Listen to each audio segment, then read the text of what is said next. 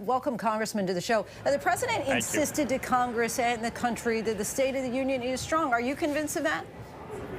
No, not at all, frankly. And I think the president missed an opportunity tonight to really show a willingness to work with Republicans who now are in the majority in the House. You know, we have serious challenges that we're facing. Record high inflation, skyrocketing energy costs, a porous southern border.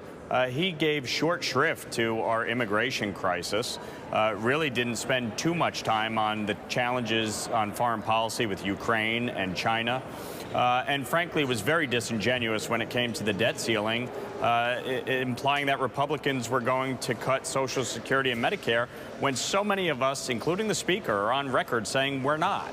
And so obviously you saw the reaction to that claim.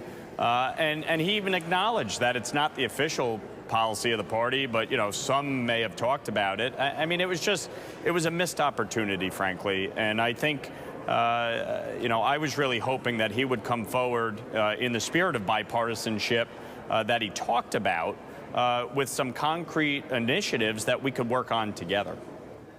Several Republicans in the chamber shouted liar when the president said some Republicans want to cut Medicare and Social Security. The president stood by the comment. But what was your response to that moment inside the chamber?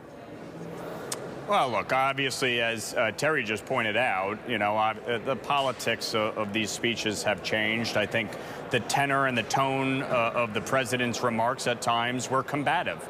You pointed out in your own exchange there that he seemed to enjoy the exchanges. I think it's unfortunate. It just doesn't help our politics. It doesn't get us where we need to be.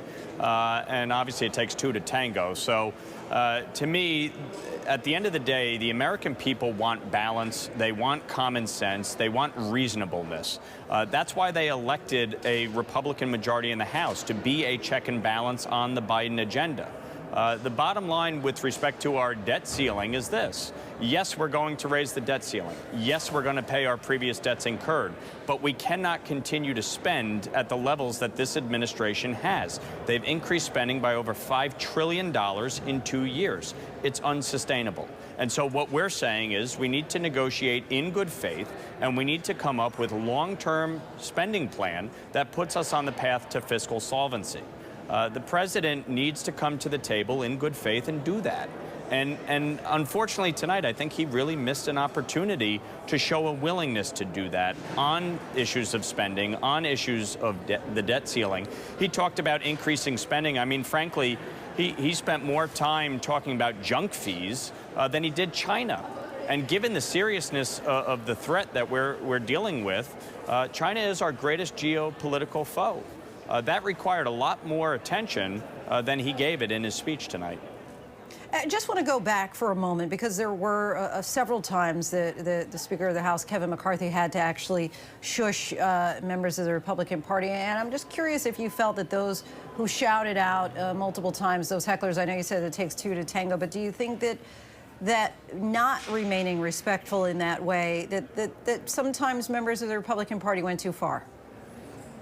Well, I think you're trying to simplify this. You know, the bottom line is obviously in the previous administration, I mean, the former speaker ripped up the speech on stage. So, you know, we could sit here and talk about decorum, but from my perspective, the issue is the substance, all right? And I was really hoping tonight the president would come in and recognize that he's no longer in a situation where there's one-party rule.